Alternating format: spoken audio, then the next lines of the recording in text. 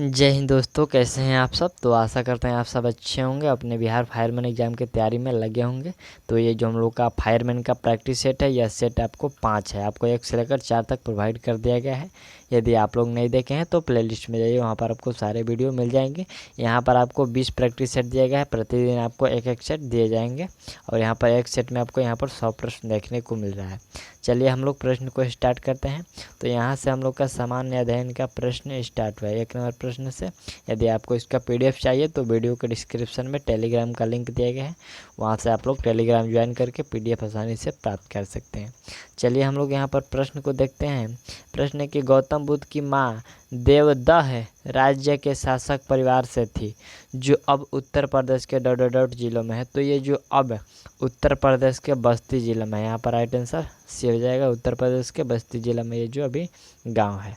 और उनकी माता का नाम क्या था? उनकी माता का नाम महामाया था। ठीक, चलिए अगला प्रश्न देखते हैं, दूसरे नंबर प्रश्न को। यहाँ पर प्रश्न है कि वाल्मीकि का आश्रम ब्रह्मावर्त में था, जो डॉट में है। तो ये जो ब्रह्मावर्त है कहाँ पर है? तो ये बिठूर में है। आपका राइट आंसर क्या हो जाएगा? ये बिठूर है। ये उत्तर प्रदेश के कानपुर के बिठूर में है। यहाँ पर जो ये बिठूर पड़ता है, ये उत्तर प्रदेश के कानपुर में पड़ता है। चलिए अगला प्रश्न देखते हैं।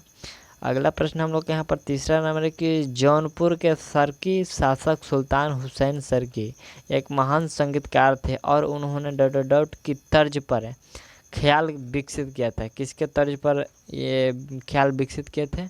तो वह जो विकसित किए थे वह ठुमरी के ख्याल पर तर्ज विकसित किए थे। यहाँ पर आपका राइट आंसर ठुमरी हो जाएगा। चलिए अगला प्रश्न, चौथा नंबर प्रश्न यहाँ पर हम लोग का है कि उस ब्रिटिश गवर्नर जनरल का नाम बताइए जिन्होंने भारत में रेलवे का शुभारंभ किया था। तो भारत में रेलवे का शुभारंभ किसके द्वारा किया गया था? यहाँ पर लॉर्ड डलहौजी के द्वारा किया गया था। राइट आंसर आपका डी हो जाएगा। यदि आपको किसी क्वेश्चन में डाउट हो क्वेश्चन का आंसर में, तो आप लोग कमेंट में करिएगा कि सर उसका जो क्वेश्चन का आंसर है ये दूसरा होगा या फिर गलत है। ठीक, चलिए अगला पॉइंट हम लोग देखते हैं। यहाँ पर 5वां नंबर क्या है? प्रश्न क्या है? 5वां नंबर है कि निम्न में से कौन सा भारत का सबसे पुराना तेल पेट्रोलियम उत्पादक राज्य है? ठीक, यहाँ पर तेल उत्पादक राज्य कौन सा है सबसे पुराना? तो यहाँ पर आपका कौन सा हो जाएगा? ये असम हो जाएगा। ठीक, यहाँ पर राइट आंसर सी कर लीजिएगा। चलिए अगला पॉइंट हम लोग का है भारतीय संविधान का अनुच्छेद 20 डॉट से संबंधित है। तो ये जो आर्टिकल 20 है किससे संदर्भित है? तो यह संदर्भित है आपके दोष सिद्धक संदर्भ के संरक्षण के लिए। यहाँ पर आपका राइट आंसर बी हो जाएगा। अपराधों के दोष सिद्ध के संबंध के संरक्षण प्राप्त करने के लिए यह जो अधिकार है अनुच्छेद 20 है, यह संदर्भित है। अगला प्रश्न हम लोग यहाँ पर है कि भारतीय संविधान के अनुच्छेद 21 के ए के तहत राज्यों को डॉट से, यहाँ पर राज्यों को डॉट से 14 वर्ष की आयु के सभी बच्चों को मुफ्त और अनिवार्य शिक्षा प्रदान करनी है। तो यहाँ पर देखिए, यहाँ पर 6 वर्ष से 14 वर्ष की आयु के सभी बच्चों को मुफ्त में शिक्षा अनिवार्य करना है। यहाँ पर अनुच्छेद 21 के तहत 21 के ए के तहत पर लिखा गया है। ठीक, चलिए अगला प्रश्न यहाँ पर हम लोग देखते हैं। यहाँ पर प्रश्न 8वें नंबर है कि निम्न कथन में से गलत कथन है। कौन सा कथन है जो इसमें आपका गलत दिख रहा है? तो यहाँ पर जो कथन आप देख रहे हैं यह ऑप्शन सी का यह गलत है। राज्य का विधान परिषद को भंग कर सकता है। सॉरी, यहाँ पर राज्यपाल राज्य के विधान परिषद को भंग कर सकता है, यह जो कथन है बिल्कुल गलत है।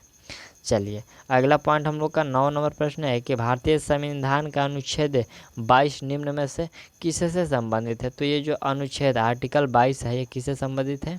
तो यह आपका संबंधित है कुछ मामलों में गिरफ्तारी और हिरासत के खिलाफ संरक्षण। कुछ मामलों में जो गिरफ्तारी के और हिरासत के खिलाफ संरक्षण ये अनुच्छेद 22 कहता है। चलिए अगला प्रश्न देखते हैं। अगला प्रश्न हम लोग का 10वें नंबर प्रश्न है कि 1975 में आपातकाल के समय भारत के राष्ट्रपति कौन थे? यहाँ पर 1975 में आपातकाल हुआ था, तो उस समय यहाँ पर राष्ट्रपति कौन थे? तो उस समय राष्ट्रपति थे फर्रुखुद्दीन अली अहमद। फर्रुखुद्दीन अली अहमद थे। राइट आंसर आपका डी हो जाएगा। चलिए अगला प्रश्न यहाँ पर हम लोग देखते हैं। प्रश्न है कि दांतों की वर्धक छवि को देखने के लिए दंत चिकित्सकों द्वारा डॉट डॉट डॉट का उपयोग किया जाता है। तो दंत चिकित्सकों द्वारा यहाँ पर अवतल दर्पण को, सॉरी अवतल दर्पण, हाँ यहाँ पर अवतल दर्पण का प्रयोग किया जाता है। राइट आंसर ए कर लीजिए। चलिए अगला प्रश्न हम लोग का 12 नंबर प्रश्न है कि संयुक्त राष्ट्र द्वारा पीने, धोने, खाना पकाने और उचित स्वच्छता को बनाए रखने के लिए अनुशंसित न्यूनतम पानी की मात्रा प्रति व्यक्ति प्रतिदिन डॉट डॉट डॉट लीटर है। यहाँ पर कहने का मतलब है कि जो आपका संयुक्त राष्ट्र के द्वारा जो दैनिक जीवन में आपकी जल की आवश्यकता है वह कितना लीटर है एक दिन का प्रति व्यक्ति का। तो यह जो आपका दैनिक जीवन में आपका 50 लीटर रखा गया है। यहाँ पर संयुक्त राष्ट्र के द्वारा यहाँ पर 50 लीटर पानी रखा है, जिसमें आप लोग नहा खा खींच या फिर जो भी कर सकते हैं सभी इसी में कर सकते हैं। इससे ज़्यादा के लिए यह नहीं किया गया। ठीक, चलिए अगला प्रश्न है हम लोग का कि मृत जीवों और जानवरों को खाद मिट्टी में परिवर्तन करने वाले सूक्ष्म जीवों को नाम बताइए। यहाँ पर मृत जीवों और जानवरों की खाद मिट्टी में परिवर्तित करने वाले सूक्ष्म जीवों का नाम बताना है। तो वो कौन सा हो जाएगा? तो वह हो जाएंगे आपको अपघटन करने वाले, यहाँ पर अपघटन करने वाले कहलाते हैं। ठीक, चलिए अगला प्रश्न हम लोग का 14 नंबर प्रश्न है कि भूजल रिसाव के द्वारा रिचार्ज हो जाता है। यहाँ पर भूजल रिसाव के द्वारा रिचार्ज हो जाता है। कुछ स्थानों में भूजल भौमजल स्तर के नीचे कठोर चट्टान के परतों के बीच होती है। इस जल को कहते हैं, तो इस जल को एक्वीफर कहते हैं। यहाँ पर राइट आंसर हो जाएगा, उस जल को एक्वीफर कहते हैं। आपका राइट आंसर ये हो जाएगा। चलिए अगला प्रश्न हम लोग का 15वां प्रश्न है कि विषाणु के कारण निम्न में से कौन सी बीमारी होती है। तो विषाणु के कारण यहाँ पर जो बीमारी होती है पेचिश होती है। कौन सी बीमारी विषाणु के कारण पेचिश होती है। नेक्स्ट पॉइंट हम लोग का देखते हैं 16 नंबर है कि क्रैग विल्टर द्वारा निम्न में से किस का आविष्कार किया गया। यहाँ पर क्रैग विल्टर के द्वारा किसका आविष्कार किया गया था? तो उनके द्वारा यह आविष्कार किया गया था आपका जेट इंजन का। ठीक, जेट इंजन का आविष्कार ये क्रैग विल्टर के द्वारा किया गया था। चलिए अगला पॉइंट देखें। यहाँ पर हम लोग का प्रश्न है भारत में स्वतंत्रता के बाद कितनी बार नोटबंदी हुई है। कितनी बार नोटबंदी हुई है? ये पिछले सेट में भी ये प्रश्न आया था। तो ये पीछे ये दो स्वतंत्रता के बाद पूछा गया है, 2 बार हुआ था। कब कब? तो पहला जो हुआ था 1978 में और दूसरा 2016 में। हालांकि यहाँ पर जो स्वतंत्रता के पहले भी एक बार यह नोटबंदी हुई थी, जो कि वह नोटबंदी 1946 की थी। ठीक, चलिए अगला प्रश्न हम लोग का 18 नंबर की कश्मीर दी वाजपेयीर्स नामक किताब के लेखक कौन है। यहाँ पर कश्मीर दी वाजपेयीर्स नामक पुस्तक के लेखक यहाँ पर कौन है? तो इस पुस्तक के लेखक A.S. दुल्लत। यहाँ पर A.S. दुल्लत राइट आंसर इसका सी हो जाएगा। चलिए अगला पॉइंट देखते हैं 19 नंबर प्रश्न हम लोग का है कि प्रसिद्ध संगीतकार अरविंद परीख किस संगीत वाद्य यंत्र के साथ जुड़े हैं। तो ये जो अरविंद परीख है ये किस संगीत वाद्य यंत्र के साथ जुड़े हैं? यह जुड़े हैं आपका बिल्कुल, ये किसके साथ जुड़े हैं? यह सितार के साथ जुड़े हैं। राइट आंसर आपका बी हो जाएगा। सितार संगीत ये वाद्य यंत्र से जुड़े हैं। यह आपका महाराष्ट्र के रहने वाले। ठीक, अरविंद परीख आपका ये महाराष्ट्र के थे। चलिए अगला प्रश्न हम लोग का है कि लेबनान की राजधानी कहाँ है। तो लेबनान की राजधानी बेरूत है। ठीक, लेबनान की राजधानी बेरूत है। अगला पॉइंट देखिए हम लोग का है प्रश्न 21 नंबर की कजाकिस्तान की मुद्रा निम्न में से कौन सी है। कजाकिस्तान की मुद्रा पूछा गया है। तो यहाँ की जो मुद्रा है वह आपका मुद्रा है तेंगे। ठीक, राइट आंसर तेंगे वहाँ की मुद्रा है। चलिए अगला प्रश्न हम लोग का 22 नंबर प्रश्न है कि दक्षिण अमेरिका में निम्न में से कौन सा देश सबसे अधिक आबादी वाला देश है। दक्षिण अमेरिका में सबसे अधिक आबादी वाला देश कौन सा है? तो वह देश आपका ब्राज़ील हो जाएगा। राइट आंसर बी कर लीजिए। अगला प्रश्न निम्न में से कौन सी धातु चुंबक नहीं होती। यहाँ पर कौन सी धातु चुंबकीय नहीं होती है। तो यहाँ पर जो आप स्टेनलेस स्टील देख रहे हैं ये चुंबकीय नहीं होती है। जो स्टेनलेस स्टील होती है कॉपर, टिन, टाइटेनियम, जिंक, तांबा आदि धातुओं का ये मिश्रण होता है और ये स्टेनलेस स्टील आपका चुंबकीय नहीं होता है। ठीक, चलिए अगला प्रश्न देखते हैं हम लोग। यहाँ पर प्रश्न है कि मंगल ग्रह में कितने प्राकृतिक उपग्रह हैं। तो मंगल ग्रह में जो प्राकृतिक उपग्रह पूछा गया है वह आपके उपग्रह हैं 2। कितने हैं? 2 हैं। कौन कौन से हैं? तो ये पहला है फोबोस और दूसरा है डिमोस। पहला फोबोस, दूसरा डिमोस, जिसे ऑस्फ हॉल नामक खगोल शास्त्री ने 1877 में खोजा था। ठीक, कब खोजा गया था इसको? 1877 में। 2 गो इसके उपग्रह हैं, फोबोस और डिमोस। चलिए अगला पॉइंट हम लोग का है विश्व जल दिवस मनाया जाता है, तो ये 22 मार्च को आपको मनाया जाता है। राइट आंसर 22 मार्च कर लीजिएगा। चलिए अगला प्रश्न यहाँ पर हम लोग देखते हैं, 26 नंबर प्रश्न है। यहाँ पर थोड़ा सा प्रश्न ऐसा है कि राजू गिर पड़ा है और डॉक्टर ने उसे बताया है कि घुटने पर कंडरा क्षतिग्रस्त हुआ है। यहाँ पर देखिए, राजू गिर पड़ा है और डॉक्टर ने बताया है कि घुटने पर कंडरा क्षतिग्रस्त हुआ है। इसका अर्थ क्या है? तो यहाँ पर जो कंडरा क्षतिग्रस्त हुआ है, इसके मतलब डॉक्टर क्या कहना चाहता है राजू को? तो वह कहना चाहता है कि मांसपेशी को अस्थि से जोड़ने वाला ऊतक क्षतिग्रस्त हो गया है। यहाँ पर राइट आंसर ए हो जाएगा।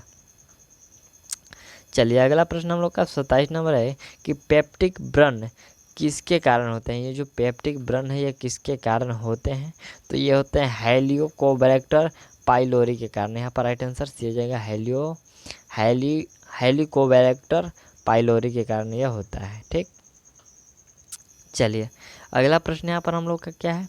प्रश्न 28 नंबर है कि उपकला कोशिकाएं जो कि चपटी और फर्श पर टाइलों की तरह निकट रूप से संकुलित होती है, वो क्या यहाँ पर चपटी होती है और संकुलित होती है? तो ये आपकी सल्प उपकला कोशिकाएं जो होती है ये फर्श पर टाइलों की तरह निकट और रूप से संकुचित होती है। राइट आंसर इसका ए कर लीजिएगा। चलिए नेक्स्ट प्रश्न हम लोग देखते हैं। यहाँ पर 29 नंबर प्रश्न है कि ताना की परिधि डॉट के कारण बढ़ती है। तो ये ताना की जो परिधि है किसके कारण बढ़ती है? ये ताना की परिधि पश्चर्य विभाज्य के कारण बढ़ती है। यहाँ पर राइट आंसर आप लोग पश्चर्य विभाज्य कर लीजिए। चलिए अगला प्रश्न 30 नंबर है कि निम्न में से कौन बीज उत्पादित करता है? यहाँ पर बीज उत्पादित कौन करता है? तो यहाँ पर आपका ये जो जिम्नोस्पर्म है ये बीज उत्पादित करता है। ये वे पौधे जो बीज उत्पादित करते हैं उन्हें 2 समूहों में बांटा गया। पहला होता है एंजियोस्पर्म और दूसरा होता है जिम्नोस्पर्म। ठीक, पहला एंजियोस्पर्म और यह दूसरा जिम्नोस्पर्म होता है, तो यह जिम्नोस्पर्म है। अगला प्रश्न 31 नंबर है कि वे सूक्ष्मतम जीव जो मृत पौधे तथा मृत जानवरों के हिस्सों को हुमस में परिवर्तित करते हैं उन्हें कहते हैं। तो उन्हें क्या कहते हैं? उन्हें कहा जाता है अपघटक। यहाँ पर जो हुमस में परिवर्तित करते हैं उन्हें अपघटक कहते हैं। चलिए अगला पॉइंट हम लोग का 32 नंबर प्रश्न है कि सड़क पर ब्रेक के साथ साइकिल चलाना मुश्किल होता है क्योंकि? यहाँ पर सड़क पर ब्रेक के साथ साइकिल चलाना मुश्किल इसलिए होता है क्योंकि यहाँ पर आपका देखिए बेलन घर्षी सर्पी घर्षण से कम होता है। ये जो बेलन घर्षण है ये सर्पी घर्षण से कम होता है, इसलिए ब्रेक लगाकर साइकिल चलाना मुश्किल होता है। चलिए अगला प्रश्न देखिए। यहाँ पर प्रश्न हम लोग का है कि टेस्ट ट्यूब बेबी का मतलब है। टेस्ट ट्यूब बेबी का मतलब क्या है? तो देखिए इसका मतलब है कि एक निश्चित अवस्था तक निषेचन और भ्रूणीय विकास टेस्ट ट्यूब में होता है। यहाँ पर प्रश्न कहने का मतलब ये टेस्ट ट्यूब बेबी का अर्थ होता है कि टेस्ट ट्यूब बेबी एक चिकित्सक विधि है जिसमें मादाओं में बंझापन का इलाज संभव हुआ है। इस विधि में एक निश्चित अवस्था तक भ्रूणीय विकास और निषेचन टेस्ट ट्यूब में होता है और जिसे बाद में मादा के बच्चेदानी में प्रतिस्थापित कर दिया जाता है। इसी विधि को टेस्ट ट्यूब विधि या टेस्ट ट्यूब बेबी कहते हैं। ठीक, चलिए अगला प्रश्न देखते हैं हम लोग। प्रश्न हम लोग का 34 नंबर प्रश्न क्या है कि माचिस की तिल्ली का जलना एक उदाहरण है। तो माचिस का तिल्ली का एक जलना जो उदाहरण है वह उदाहरण शीघ्र दहन का है। यहाँ पर राइट आंसर क्या आ जाएगा? यह शीघ्र दहन का उदाहरण है। चलिए नेक्स्ट पॉइंट हम लोग देखते हैं। 35 नंबर प्रश्न है कि जब विद्युत प्रवाह को जल से प्रवाहित किया जाता है तो जल हाइड्रोजन और ऑक्सीजन में वियोजित हो जाता है। हाइड्रोजन इस पर जमा हो जाता है। यहाँ पर हाइड्रोजन इस पर जमा हो जाता है, तो ये हाइड्रोजन इस पर जमा होता है केवल ऋणात्मक इलेक्ट्रोडों पर। यहाँ पर केवल ऋणात्मक इलेक्ट्रोडों पर जमा हो जाता है। ठीक, चलिए अगला पॉइंट देखिए हम लोग का यहाँ पर 36 नंबर प्रश्न है कि खाद्य श्रृंखला में तृतीय पोषक स्तर सदैव इनके द्वारा अध्यासित होता है। यहाँ पर जो तृतीय पोषक स्तर है, यहाँ पर देखिए तृतीय पोषक स्तर, ये सदैव इसके द्वारा अध्यासित होता है। किसके द्वारा अध्यासित होता है? तो यहाँ पर मांसाहारी के द्वारा। तृतीय स्तर में आ जाएगा हमको मांसाहारी। देखिए खाद्य श्रृंखला में प्रथम श्रेणी में आपको आता है हरे पौधे, ठीक, प्रथम श्रेणी में हरे पौधे, द्वितीय श्रेणी में आपको आते हैं शाकाहारी, और तृतीय श्रेणी में आपको आते हैं मांसाहारी। तो ये तृतीय श्रेणी में आपका मांसाहारी हो जाएगा।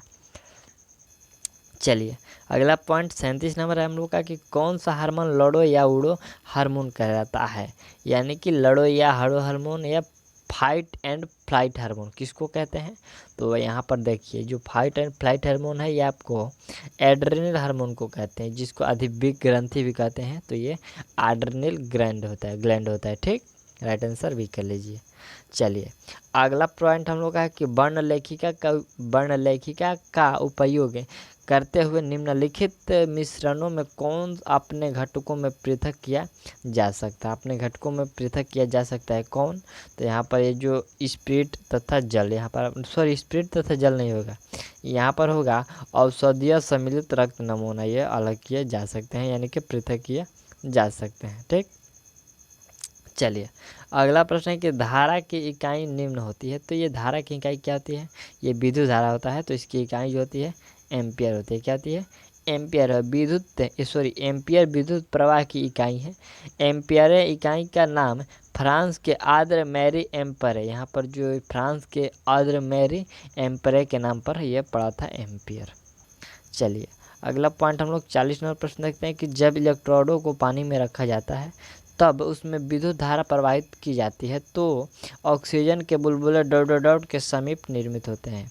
ऑक्सीजन के जो यहाँ पर देखिए जब इलेक्ट्रोडों को पानी में रखा जाता है तथा उसमें जब विद्युत प्रवाहित किया जाता है तो ऑक्सीजन के जो बुलबुले होते हैं किसके समीप निकलते हैं? तो ये जो बुलबुले हैं आपको धनात्मक के सिरे, यानी कि जो धनात्मक होता है प्लस होता है उधर उसी तरफ ये निकलता है, ठीक। चलिए अगला प्रश्न देखिए 41 नंबर प्रश्न है कि माह के 15वें दिन चंद्रमा अदृश्य होता है। इस दिन को निम्न में रूप में जाना जाता है। तो इन दिन को अमावस्या दिवस के रूप में, यानी कि न्यून मून डे के नाम रूप में जानते हैं। ये जो यह 15 दिन अदृश्य होता है उसी को। चलिए अगला प्रश्न हम लोग का 42 नंबर प्रश्न है कि सरदार वल्लभ भाई पटेल राष्ट्रीय पुलिस अकादमी डॉट डॉट डॉट स्थान पर स्थित है। यह राष्ट्रीय सरदार वल्लभ भाई पटेल राष्ट्रीय पुलिस अकादमी कहाँ पर स्थित है? तो यह जो अकादमी स्थित है आपको हैदराबाद में स्थित है। देखिए सरदार वल्लभ भाई पटेल राष्ट्रीय पुलिस अकादमी है जो हैदराबाद में स्थित है। यहाँ भारतीय सेवा पुलिस आईपीएस के अधिकारियों को ट्रेनिंग दिया जाता है। यहाँ पर आईपीएस के अधिकारियों को ट्रेनिंग दी जाती है। चलिए अगला प्रश्न हम लोग का यहाँ पर प्रश्न है कि एक प्रदेश में किस मुख्यमंत्री ने सबसे लंबी अवधि के लिए कार्यकाल संभाला? यहाँ पर प्रश्न है कि एक मतलब कौन से राज्य में मुख्यमंत्री के पद पर सबसे ज़्यादा दिन तक रहे हैं? तो यहाँ पर ज्योति बसु, यहाँ पर कौन हो जाएंगे?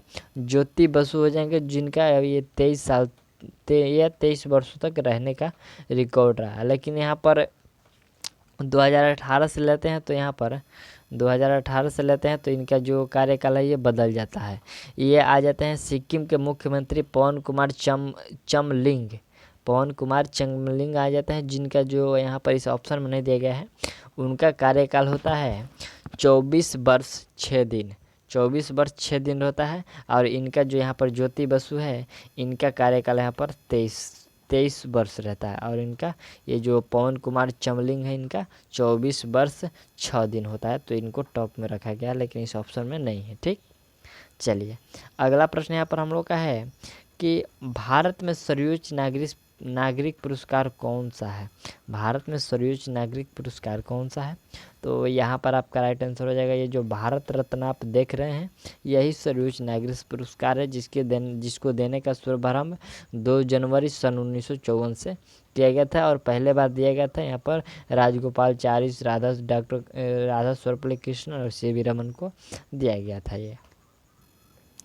चलिए अगला पॉइंट हम लोग का 45 नंबर प्रश्न क्या है।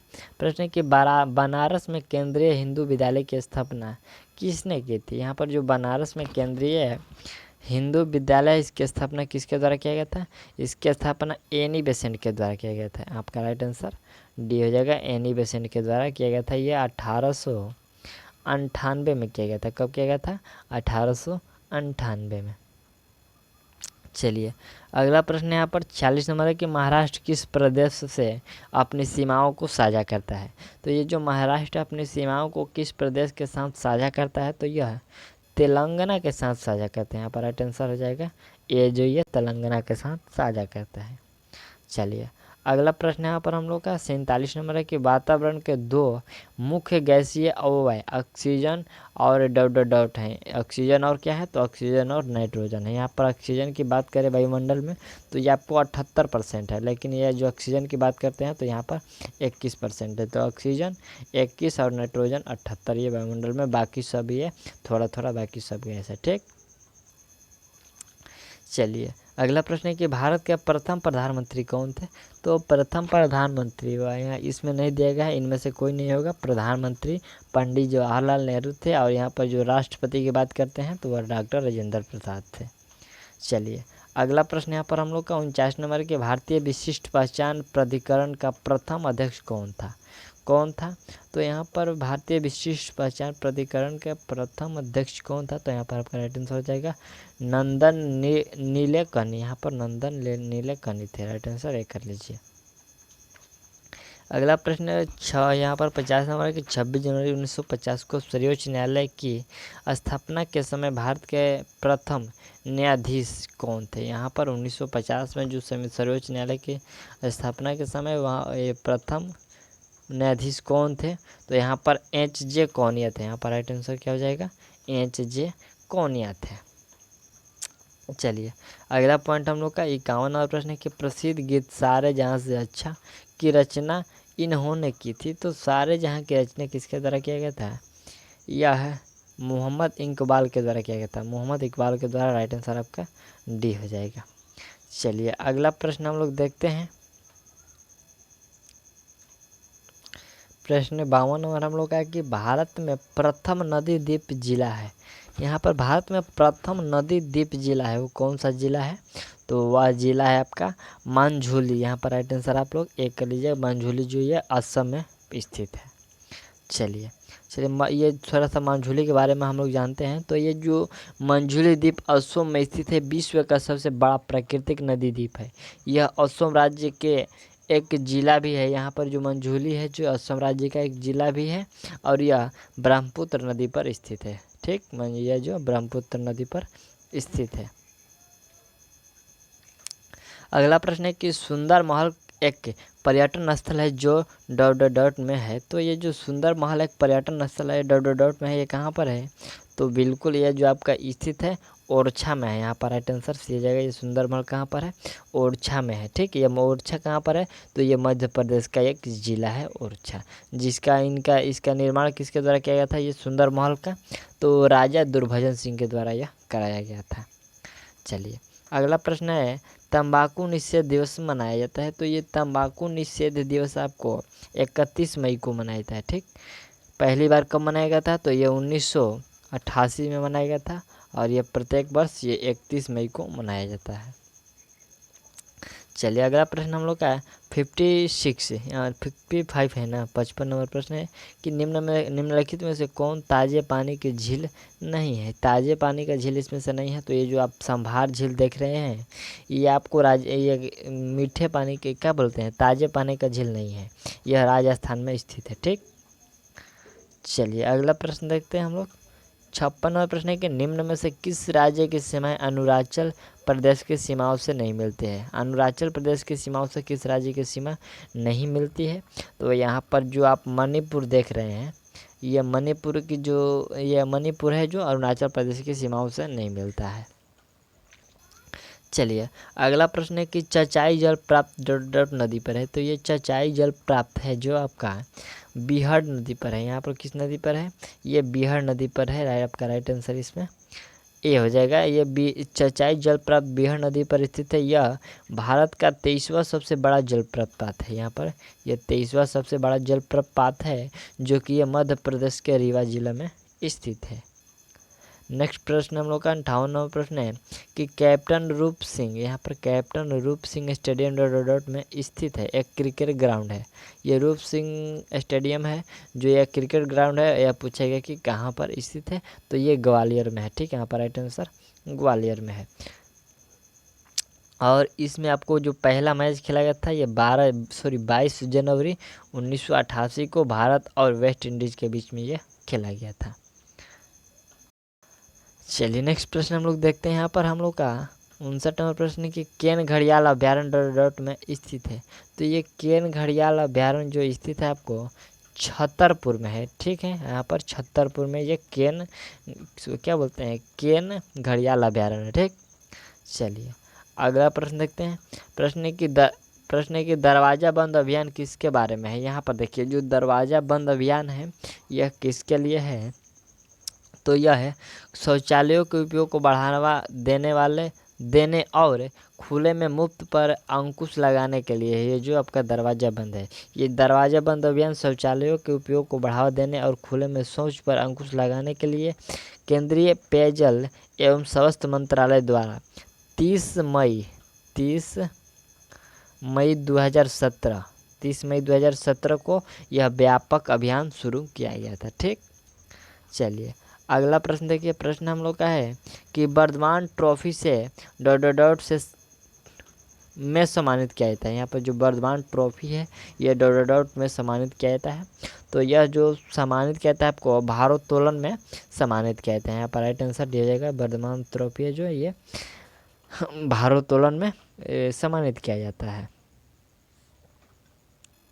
चलिए अगला प्रश्न यहाँ पर हम लोग का है कि दिलवार खान ने मलवा सल्तनत की शुरुआत की और डॉट में अपनी राजधानी की स्थापना की। यहाँ पर दिलवार खान ने मलवा सल्तनत की शुरुआत की और डॉट में अपनी राजधानी की स्थापना की। तो यहाँ पर देखिए, यहाँ पर आपका ये मांडू में अपनी राजधानी की स्थापना की। यहाँ पर राइट आंसर आपका मांडू हो जाएगा। ठीक, चलिए अगला प्रश्न देखते हैं। अगला प्रश्न हम लोग का है कि माई एक्सपेरिमेंट विद टूथ आत्मकथा किसने लिखी। ये जो माई एक्सपेरिमेंट विद टूथ आत्मकथा है ये महात्मा गांधी के द्वारा लिखा गया था। यहाँ पर आपका राइट आंसर बी हो जाएगा। यह 1925 से 1929 के बीच में यह प्रकाशित किया गया था। नेक्स्ट पॉइंट हम लोग देखते हैं 64वां प्रश्न के प्रांतीय संविधान समिति के अध्यक्ष। यहाँ पर थोड़ा सा आप लोग गौर कीजिएगा। यहाँ पर प्रांतीय समिति के अध्यक्ष कौन थे, तो यहाँ पर आपका प्रांतीय समिति के अध्यक्ष में आ जाएंगे सरदार वल्लभ भाई पटेल। ठीक, ये भारत की संविधान सभा का निर्माण भारत के संविधान की रचना के लिए किया गया था। इस संविधान सभा के 13 प्रमुख समितियां हैं। यहाँ पर 13 प्रमुख समितियां, जिसमें से आपका एक प्रांतीय संविधान भी आता है। ठीक, इसके अध्यक्ष सरदार वल्लभ भाई पटेल को बनाया गया था। चलिए अगला प्रश्न यहाँ पर हम लोग का 65 नंबर है कि राष्ट्रीय मानवाधिकार आयोग के अध्यक्ष कौन है। राष्ट्रीय मानवाधिकार आयोग के अध्यक्ष कौन है, तो इसके अध्यक्ष पूछा गया है। वह अध्यक्ष है आपको HL दत्तू। यहाँ पर न्यायमूर्ति जज को बोलते हैं, ये आपका HL दत्तू है।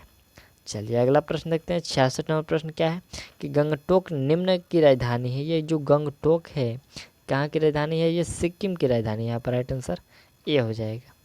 अगला प्रश्न देखिए, इनमें से कौन से भेदभावपूर्ण कर को सम्राट अकबर ने 1564 में समाप्त किया था। ठीक, यहाँ पर प्रश्न है कि इनमें से कौन से भेदभावपूर्ण कर को सम्राट अशोक के द्वारा 1564 में समाप्त किया गया था।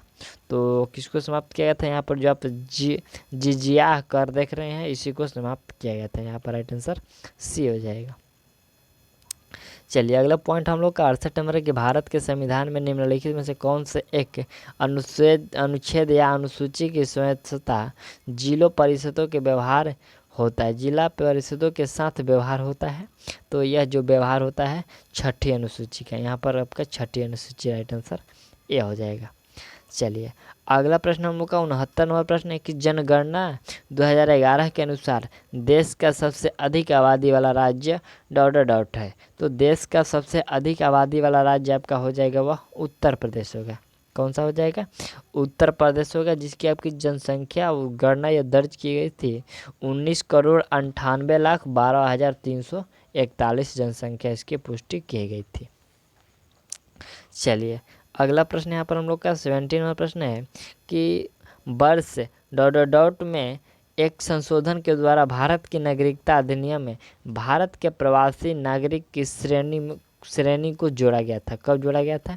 तो ये आपको वर्ष 2003 में एक संशोधन के द्वारा ये सब जोड़ा गया था। यहाँ पर आपका राइट आंसर बी हो जाएगा। ठीक, चलिए नेक्स्ट पॉइंट हम लोग का 71 प्रश्न है कि भूदान आंदोलन डॉट डॉट डॉट के द्वारा शुरू किया गया था। तो ये जो भूदान आंदोलन है आपको संत विनोबा भावे के द्वारा शुरू किया गया था। कब शुरू किया गया था? तो 1951 में शुरू किया गया था। यहाँ पर राइट आंसर 1951 हो जाएगा। चलिए अगला पॉइंट देखिए, यहाँ पर प्रश्न है कि निम्नलिखित में से किससे नोबेल पुरस्कार प्राप्त नहीं हुआ है? नोबेल पुरस्कार प्राप्त नहीं हुआ है तो यहाँ पर जो आप एक बच्चे हैं महात्मा गांधी, इनको नोबेल पुरस्कार नहीं मिला है। यहाँ पर आपका राइट आंसर इनको नहीं मिला है। ठीक, चलिए अगला प्रश्न देखिए, प्रश्न 73 नंबर हम लोग का कि द पैलेस ऑफ इल्यूशन के लेखक कौन है? ये द पैलेस ऑफ इल्यूशन के लेखक कौन है? तो इसके लेखक हो जाएंगे आपके चित्रा बनर्जी दिवाकुर्नी। यहाँ पर दिवाकुर्नी हो जाएगी, राइट आंसर सी कर लीजिए, द पैलेस। चलिए अगला पॉइंट हम लोग देखते हैं, 74वां प्रश्न यहाँ पर है कि लक्षद्वीप डॉट डॉट डॉट में है। तो ये जो लक्षद्वीप है ये आपका अरब सागर में। यहाँ पर राइट आंसर डी कर लीजिए। अगला प्रश्न यहाँ पर हम लोग 75 है कि संविधान सभा के अध्यक्ष कौन थे? संविधान सभा के अध्यक्ष कौन थे? तो इसके अध्यक्ष थे राजेंद्र प्रसाद। ठीक, यहाँ पर स्वाधीनता से पहले सन जुलाई 1946, यहाँ पर कुछ याद करिएगा आप लोग, सन 1946 में हमारा संविधान बनने के लिए एक संविधान सभा का गठन किया गया था। यहाँ पर संविधान बनाने के लिए गठन किया गया था, उसी के अध्यक्ष थे यहाँ पर राजेंद्र प्रसाद। चलिए अगला प्रश्न है कि दिल्ली के लाल किले में मोती मस्जिद का निर्माण किसने करवाया था? मोती मस्जिद का निर्माण किसके द्वारा कराया गया था? औरंगजेब के द्वारा करवाया गया था। राइट आंसर आप लोग ए कर लीजिएगा। चलिए हम लोग बढ़ते हैं, यहाँ पर हम लोग का प्रश्न यहाँ पर हिंदी का स्टार्ट हुआ। हिंदी प्रश्न है कि कंठ वर्ण है, निम्न में से कौन सा जो कंठ वर्ण है, यानी कि कंठ से उच्चारण करने वाला वर्ण है? तो यहाँ पर जो आप अ और ह और विसर्ग देख रहे हैं ये सभी कंठ से उच्चारण होता है। चलिए अगला प्रश्न हम लोग का है कि अत्युत्तम किन दो शब्दों से बना हुआ है? यहाँ पर जो अत्युत्तम है किन दो शब्दों से बना है? तो बिल्कुल यह बना है अति प्लस उत्तम से। राइट आंसर बी कर लीजिए। अगला पॉइंट देखिए, प्रश्न हम लोग का है कि योग ऋण शब्द कौन है? यहाँ पर योग ऋण शब्द खोजना है, कौन सा है? तो ये जो आपको दशानन देख रहे हैं ये योग ऋण शब्द है। अगला प्रश्न 18 प्रश्न है कि वह बहुत मधुर गाता है, इसमें प्रविशेषण शब्द का चयन करना है। इसमें प्रविशेषण शब्द का चयन करना है। तो यहाँ पर आप लोग देख रहे हैं वह जो है, यहाँ पर वह है, ये प्रविशेषण शब्द है। चलिए अगला प्रश्न 81 है कि निम्नलिखित विकल्पों में से कौन सा वचन जोड़ा सही नहीं है? कौन सा जो यहाँ पर वचन का जोड़ा है सही नहीं है? सोना सोना, धेना धेनुई, छात्र छात्र, आटा और आटे। तो इसमें आपका जो ये सोना और सोना है इसका जो वचन है ये गलत है। ठीक, चलिए अगला प्रश्न 82 नंबर प्रश्न है कि तरनी का पर्यायवाची शब्द, तरनी का जो पर्यायवाची शब्द होगा वह सूर्य होगा। ठीक, अगला प्रश्न यहाँ पर हम लोग का है कि वाक्य के अशुद्ध भाग का चयन कीजिए। इसमें अशुद्ध भाग है मेरा भाई जिसका शादी कल है घर गया कोई त्रुटि नहीं। तो यहाँ पर जो देख रहे हैं जिसका शादी कल है, ठीक, यहाँ पर देख रहे हैं कि जिसका शादी कल है, यहाँ पर जिसका नहीं बल्कि यहाँ पर जिसकी होगा। ठीक, जिसकी शादी कल है। ठीक, चलिए अगला प्रश्न हम लोग यहाँ पर अंग्रेजी का प्रश्न है। यहाँ पर प्रश्न हम लोग का 84 नंबर प्रश्न है कि give the proper relative pronouns in the following sentence. यहाँ पर all dot dot dot glitters is not gold, यहाँ पर all glitters is not gold, तो यहाँ पर all that glitters is not gold, यहाँ पर राइट आंसर आपका बी हो जाएगा। चलिए अगला प्रश्न 85 नंबर की choose the most suitable interjection to complete the following sentence. यहाँ पर कह रहा है कि रिक्त स्थान है, इसके बाद ये है और we have won the match, यहाँ पर हुरा हो, यहाँ पर हुरा होगा, राइट आंसर आपका बी हो जाएगा। ठीक, चलिए अगला प्रश्न यहाँ पर हम लोग का 86 नंबर प्रश्न, थोड़ा सा इसको जूम आउट करते हैं। यहाँ पर प्रश्न है कि in the following questions some part of this sentence में have error, find out which part of this sentence has an error and select the appropriate option. If a sentence is free from error select no error, यहाँ पर error खोजना है। यहाँ पर देखिए error क्या है, तो ये जो आप ऑप्शन नंबर यहाँ पर ऑप्शन सी है, ये रहा, ये ऑप्शन सी में यहाँ पर जो आप ग्रो देख रहे हैं, ये ग्रो के पहले क्या होगा, टू और ग्रो होगा। ठीक, टू ग्रो होगा, यही गलत था, यहाँ पर टू लगा देंगे, सही हो जाएगा। चलिए अगला प्रश्न देखिए, प्रश्न है कि in the following question out of the given for alternative select the one which best expression in the meaning of given word. यहाँ पर होल्डर का एक्सप्रेशन मीनिंग खोजना है, तो इसका सही मीनिंग हो जाएगा आपका ऑब्स्ट्रेशन। यहाँ पर जो होल्डर होता है इसका मतलब होता है रुकावट, यहाँ जो ऑब्स्ट्रेशन होता है इसका मतलब होता है अवरोध। ठीक, चलिए अगला प्रश्न 88 नंबर प्रश्न है कि in the following question out of the given for alternative select the one which opposite meaning of the given word. यहाँ पर कोर्स का कोर्स जो है इसका ऑपोजिट उल्टा मीनिंग खोजना है, विलोम खोजना है। तो यहाँ पर कोर्स का मतलब होता है अभिशाप, तो अभिशाप का जो विलोम होगा वह वरदान होगा, जिसका बुन मतलब वरदान होता है। ठीक, चलिए अगला प्रश्न 89 है कि in the following question out of the four given alternative select the alternative which best expression with the meaning of the Adam और फ्रेज। एडम फ्रेज करना है, तो कोच पोटैटो, यहाँ पर कोच पोटैटो का मतलब होता है आलसी आदमी। क्या होता है इसका, आलसी आदमी होता है, तो इसका हो जाएगा अ लेजी पर्सन। ठीक, यहाँ पर राइट आंसर सी हो जाएगा। नेक्स्ट प्रश्न यहाँ पर हम लोग का 19वां प्रश्न है कि in the following question a word has been written in the four different way out of which only one correctly spelled select the correctly spelled word. यहाँ पर सही वर्ड खोजना है, यहाँ पर चारों में बिस्किट लिखा गया है, कौन सा बिस्किट आपको सही लग रहा है, तो ये जो आप ऑप्शन सी का बिस्किट देख रहे हैं वो बिस्किट बिल्कुल सही है। तो ये हम लोग का जो इसका राइट आंसर सीख कर लीजिए। और ये रहा है आपका ये मैथ का प्रश्न रहा, तो आप लोग इसको सॉल्व कीजिएगा, पीडीएफ आपको प्रोवाइड कर दिया जाएगा। और ये जो हम लोग का सेट प्रैक्टिस था ये हम लोग का 5 था, और जो आपका सेट होगा 6 जल्दी प्रोवाइड कर दिया जाएगा। तब तक के लिए थैंक्स, मिलते हैं अगले वीडियो में।